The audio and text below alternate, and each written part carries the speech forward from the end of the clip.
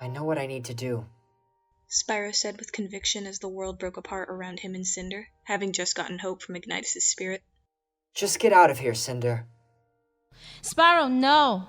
Cinder said, worried that whatever Spyro was planning might cost him his life. You don't have to do anything. Let's just go. Where, Cinder? Spyro asked as he looked at the devastation around them.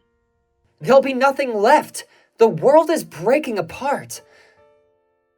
But I think I can stop it. He turned to Cinder with a confident look in his eyes. I think I'm meant to.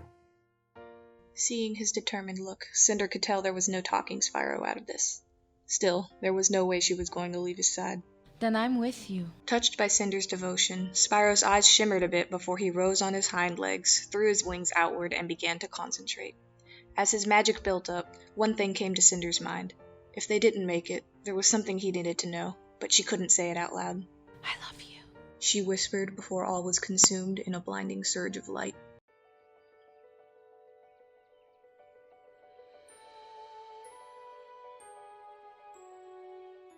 The first thing Cinder sensed was her head hurt for some reason. Second, she could feel something like grass and wind tickling her nose. Finally, she felt like she was lying on some hard ground. Does this mean I haven't joined the ancestors? She thought to herself. Deciding to open her eyes, Cinder found herself bombarded by rays of sunlight. Allowing her eyes to adjust, Cinder soon realized that she was under a tree in the Valley of Avalar. With a groan, the Black Dragoness forced herself to sit up. As she did, she heard someone else groaning to her side. Turning, she saw Spyro also struggling to get up. Spyro? She asked, getting the purple dragon's attention. What happened? I don't know. He replied before smiling. But I think it worked. The world is still intact. Cinder smiled too, but was still confused as to their new location. How did we get out of the center of the world? I'm not sure. But the important thing is that we did it. We defeated Malefor and saved the world. As Spyro laughed in celebration, Cinder couldn't help but chuckle as well, even though a part of her felt a little sad. Since they had survived whatever it was that Spyro had done to save the world, she realized that what she said back in the center of the world weren't the last words she'd ever say to him, and she had been hoping that the purple dragon would acknowledge her feelings for him. However, based on the way he was acting around her, it was obvious that Spyro hadn't hurt her. Trying to keep her disappointment hidden, she couldn't help but feel it was obvious. She hadn't said her declaration that loud. Why would he even be paying attention? There were more important things to worry about at the moment. And even if he did hear her, what would it help? Like he could ever feel the same way she felt about him. As if he would ever see her as more than a friend. He may have realized that her past wasn't her fault, but that probably still prevented his feelings for her from evolving, especially after Malefor made that comment about her betraying him. Heck, hearing what she said would have probably freaked him out anyway. Part of her felt she should be thankful he didn't hear her. Sighing to herself, Cinder spoke up. We should get back to Warfang, she said as she got to her feet and prepared to take off. Everyone's bound to be wondering what happened to us. That can wait. Spyro stopped her. First, there's a few things we need to talk about. Confused, Cinder turned to the purple dragon, who had a smile on his face that was brighter than the sun's rays. What happened next took her completely by surprise. Cinder, I love you too. Cinder's eyes went wide as her jaw fell open in shock. When she was finally able to speak, her voice sounded like it was cracking. You heard me? Of course I heard you. The purple dragon said with the same conviction as he did before he used his powers to stop the destruction of the world. That's what gave me the strength to push on with my Fury Wave. Hearing the words from you I always wanted to hear. I couldn't have done it without you inspiring me, Cinder. Cinder couldn't believe what she was hearing. Her confession had been heard, and her feelings were returned. Yet she was still a little confused by something Spyro had said. The words you always wanted to hear? Cinder, I've been in love with you for a long time. Ever since I saw the real you after I freed you from Malefor's spell. That's why I've done so much to understand and help you. As Spyro spoke, Cinder's eyes widened in realization. It all made sense now.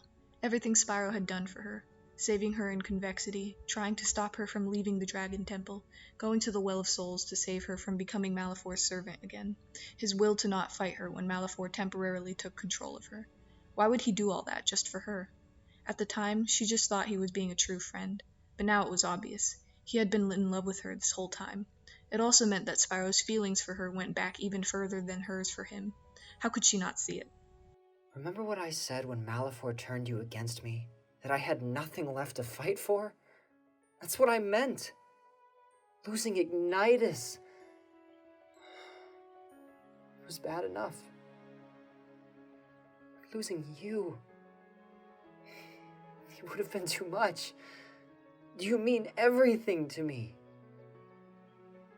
I love you, Cinder. Cinder's eyes welled up from tears as she heard the voice of the dragon she loved so much say things that were out of her fondest dreams. Now it was her turn to say something. Spyro, I never could have imagined that I'd feel this way towards anyone, especially you. After you saved me in Convexity, you showed me kindness and compassion that I never knew in the first 12 years of my life, and opened my heart. That's why I left the Dragon Temple. Because I felt that I didn't deserve it, that I didn't deserve you. But you have shown me that there is good in me, and that I'm worthy of kindness. What's more, after all that time that we spent chained together, I've grown even closer to you.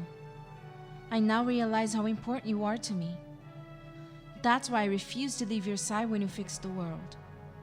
Spyro was about to speak when Cinder held up a claw. There's more. Remember what I said the night I left the Dragon Temple?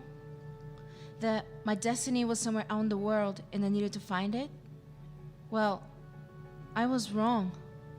Turns out, it wasn't so far out there as I thought. Now I know the truth. My destiny is with you, Spyro. Cinder. Spyro whispered, his eyes sparkling. Having said more than enough, the two dragons embraced each other with their forelegs. Following this, Spyro wrapped his golden wings around Cinder, eliciting a purr from her. He then gave her an affectionate nuzzle, which she returned. This went on for a few moments before Spyro decided to move on to other matters. Come on, let's head back to Warfang. The purple dragon said as they parted. We've got a lot to tell everybody. Cinder smirked. Something tells me Sparks is going to have a heart attack when he hears about us. Don't worry about him. Spyro said reassuringly.